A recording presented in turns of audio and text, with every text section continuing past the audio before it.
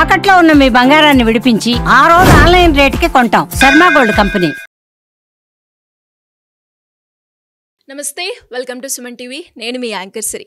ప్రేక్షకులందరికీ కూడా విశ్వావసు నామ సంవత్సర ఉగాది శుభాకాంక్షలు. మరి ఈ నూతన సంవత్సరంలో ద్వాదశ రాశుల వారికి ఎలా ఉండబోతుందో దీని గురించి ఇన్ డీటెయిల్గా మనతో షేర్ చేసుకోవడానికి వేదిక్ ఆస్ట్రాలజర్ ఉమా గారు ఉన్నారు. వారిని అడిగి తెలుసుకుందాం.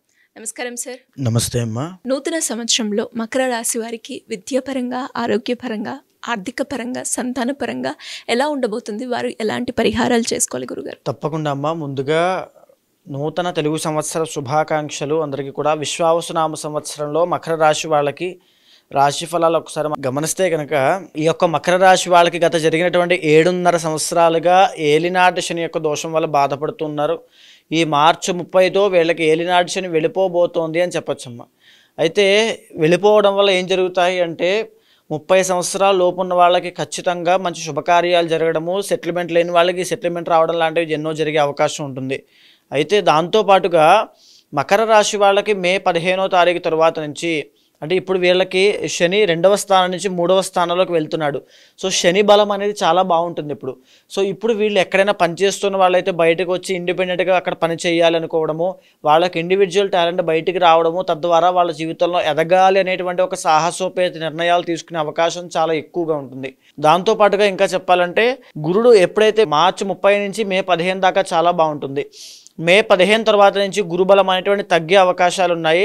ఎప్పుడైతే గురుబలం తగ్గుతుందో ఫైనాన్షియల్ ఇష్యూస్ అనేవి స్టార్ట్ అయ్యే అవకాశం ఉంటుంది. కాస్త పేరు ప్రఖ్యాతుల విషయంలో జాగ్రత్తగా ఉండాలి. అవమానపడేటువంటి అవకాశాలు ఉంటాయి. తరువాత పెద్దవాళ్ళ దగ్గర నుంచి ప్రెషర్, ఒత్తిడి ఎక్కువ ఉంటుంది. ఇంకా చెప్పాలంటే సంతానం విషయంలో ప్రయత్నం చేస్తున్న వాళ్ళకి ఆటంకాలు కలిగే అవకాశం ఉంటుంది. వివాహం విషయంలో కాస్త పోస్ట్పోన్ అయ్యే అవకాశాలు ఉంటాయి. ఏదైతే శనిదోషం పోయిందనేటువంటి మాట కానీ గురుబలం అనేటువంటి తక్కువ ఉంది. మిశ్రమ ఫలితాలు ఉన్నాయి. సో దానికోసం గురుబలం పెంచుకునే ప్రయత్నం చేయండి. శ్రీరుద్ర యాగం చేయండి, గురుబలం పెరుగుతుంది, అద్భుతమైన ఫలితాలు ఉంటాయి.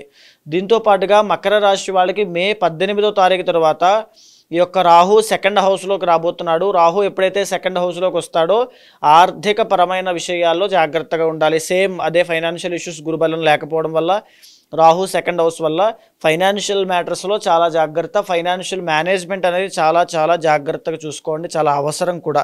అయితే ఇకపోతే ఇంతటి దీంట్లో కూడా కొన్ని యోగాలు, రాజయోగాలు, రవి కుజుల యొక్క బలం వల్ల కొన్ని రాజయోగాలు పట్టబోతున్నాయి. ఎస్పెషల్లీ మకర రాశి వాళ్ళకి 2025 సంవత్సరంలో నవంబర్ మాసం అంతా రాజయోగము, భూస్వర్ణ లాభాలు, కాంపిటేటివ్ ఎగ్జామ్స్లో విజయాలు సాధించడము, ఉత్తీర్ణత శాతం పెరగడము, తర్వాత ఆరోగ్య సమస్యలు తగ్గడము, పెండింగ్ వ్యవహారాలు, కోర్టు వ్యవహారాల్లో విజయం సాధించడము, ఇంకా శత్రువుల మీద ఆధిక్యత వీళ్ళు సంపాదించడం లాంటివి ఎన్నో రకాల విజయాలు నవంబర్ మాసం అంతా విజయవంతంగా వెళ్ళే అవకాశం ఉంది. దాని తర్వాత ఇంకా మాట్లాడుకోవాలనుకుంటే కనుక ఈ మార్చి మాసం చివరిలో ఏదైతే ఇప్పుడు ఈ ఉగాది నడుస్తోందో దీని యొక్క షష్టగ్రహ కూటమి యొక్క ప్రభావం చేత, ఎందుకంటే 3వ స్థానంలో 6 గ్రహాలు కలుస్తున్నాయి కాబట్టి దీని ప్రభావం వల్ల ఖచ్చితంగా ఒక మేలు జరిగే అవకాశం ఉంటుంది. సో దాన్ని అందిపుచ్చుకునేటువంటి ప్రయత్నం చేయండి. చేతి వృత్తి వ్యాపారం చేసుకునే వాళ్ళకి కానీ, మీ ఓన్ ఇండిపెండెంట్గా పని చేయాలి అని చెప్పి మీరు తహతహలు ఆడుతూ ఉంటే ఖచ్చితంగా మీకు జీవితంలో ముందడుగు పడుతుంది అని చెప్పచ్చు. ఇప్పటిదాకా మా జీవితంలో సెటిల్మెంట్ లేదనుకున్న వాళ్ళకి కూడా మంచి జరిగే అవకాశాలు ఉన్నాయి. కాకపోతే గురుబలం తగ్గే అవకాశం ఉంది కాబట్టి గురుబలం పెంచుకునే ప్రయత్నం చేయండి, చాలా బాగుంటుంది. ఇంకా చెప్పాలనుకుంటే జూన్ మాసం అంతా కూడా రాజయోగంగా వీళ్ళకి గోచరిస్తోంది. బికాస్ ఎందుకు అని అంటే జూన్ మాసంలో వీళ్ళకి రవి బలం చాలా సంపూర్ణంగా ఉంది.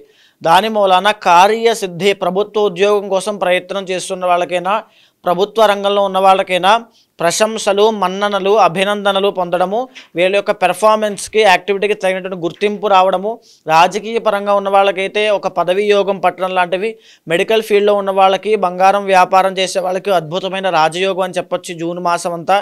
అయితే ఇది పోయిన తర్వాత, ఈ జూన్ మాసం అయిపోయిన తర్వాత జూలై, ఆగస్టు ఈ 2 నెలల్లోనూ శుక్రబలం తగ్గడం చేత ఎవరైతే కళారంగంలో, సినీ రంగంలో, తర్వాత క్రియేటివ్ ఫీల్డ్స్లో ఉంటారో, వ్యాపారం చేస్తూ ఉంటారో, ఆడవాళ్ళకి సంబంధించి బ్యూటీ ప్రొడక్ట్స్ కానీ, ఇంటీరియర్ డిజైనింగ్స్ కానీ, ఫర్నిచర్ షాప్స్ కానీ, ఆర్కిటెక్ట్స్ కానీ, కన్స్ట్రక్షన్ ఫీల్డ్ కానీ, లేదనుకుంటే ప్రేమ వ్యవహారాల్లో కానీ, వైవాహిక జీవితంలో కానీ కాస్త ఇబ్బందులు వచ్చేటువంటి సమయము జూలై, ఆగస్టు ఈ 2 నెలల్లో చాలా జాగ్రత్తగా ఉండాలి.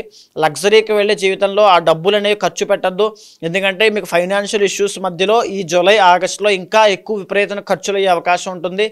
ఆడవాళ్ళ వల్ల కాస్త ఇబ్బందులు వచ్చే అవకాశం ఉంటుంది. ఈ 2 నెలలు తప్పితే మిగతాదంతా కూడా మిశ్రమ ఫలితాలు గోచరిస్తున్నాయి. మంచి రాజయోగాలు కూడా కనబడుతున్నాయి. కాబట్టి మనోధైర్యంతో పనిచేయండి. ఎఫర్ట్స్ అనేవి ఇంకా పెంచండి. అద్భుతమైనటువంటి రిజల్ట్స్ చూస్తారు.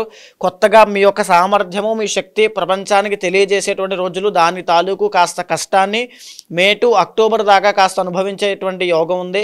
కానీ కంగారు పడద్దు. పర్సనల్ చార్ట్లో కనుక మీ యొక్క యోగం బాగుంది అనుకుంటే ఎక్సలెంట్గా మీ జీవితాన్ని లీడ్ చేయగలిగేటువంటి సామర్థ్యము శక్తి ఉత్పన్నమవుతాయి. ఆ విషయంలో ఎలాంటి ఢోకా లేదు. శ్రీరుద్ర యాగం అనేటువంటిది ఖచ్చితంగా చేయండి. గురుబలం పెరుగుతుంది. సో మరి ఈ నూతన సంవత్సరంలో ఎవరైనా కూడా జాతకరీత్యా వాళ్ళు ఎదుర్కొన్న సమస్యలకి పరిష్కారం చేసుకోవాలి అంటే ఏ విధంగా మిమ్మల్ని అప్రోచ్ అయ్యే ఛాన్స్ ఉందంటారు గురుగారు? తప్పకుండా అమ్మా. ఇప్పుడు నేను చెప్పినటువంటిది ఏదైతే గ్రహ సంచారము, గోచార గ్రహ సంచారం ఆధారంగా, ట్రాన్సిట్స్ ఆధారంగా ఏ రకాలుగా జీవితంలో మార్పులు రాబోతున్నాయి, ఎలాంటి జాగ్రత్తలు తీసుకోవాలో మనం మాట్లాడుకున్నాం. కానీ మీ పర్సనల్ చార్ట్ అనేది చాలా ఇంపార్టెంట్ అండి. అక్కడ కనుక ఏదైనా మీకు ఒక గజకేసర యోగం కానీ, గురు చండాల యోగం కానీ, బుధ ఆదిత్య యోగం కానీ, దశాంతర్దశలో అద్భుతమైన రాజయోగాలు ఉంటే ఈ ప్రాబ్లమ్స్ని ఈజీగా ఓవర్కమ్ చేస్తారు. ఇక్కడ ఉన్నటువంటి పాజిటివిటీ అయినా నెగిటివిటీ అయినా దానికి ప్యారలల్గా మీ పర్సనల్ చార్ట్లో కూడా బలం ఉండాలి. ఒకవేళ మీ జాతకంలో ఇప్పుడు నేను చెప్పిన రవి సంచారం అప్పుడు రాజయోగము, కుజ సంచారం అప్పుడు రాజయోగాలు అప్పుడు కూడా పట్టట్లేదు, ఏదో ఇబ్బంది వస్తూనే ఉంది అంటే పర్సనల్ చార్ట్లో ఖచ్చితంగా ఇబ్బంది ఉంది అని అర్థము. దాన్ని గుర్తించండి. ఖచ్చితంగా మీ పర్సనల్ చార్ట్ చూడండి. దాంట్లో ఏవైనా దోషాలుంటే తగిన పరిహారములు, పూజలు ఆచరించండి. శీఘ్రంగా ఈ యొక్క రాజయోగాలు అనుభవిస్తారు. ఒకవేళ అలాంటి వాళ్ళు ఎవరైనా ఉంటే తప్పకుండా కింద కనిపించే నెంబర్కి కాల్ చేయండి. ఎవరైనా సరే పర్సనల్ చార్ట్ చూసి ఆ పూజా పరిహారాన్ని కూడా తప్పకుండా చేయిస్తాను. ధన్యవాదాలు గురుగారు. నమస్తే అమ్మా.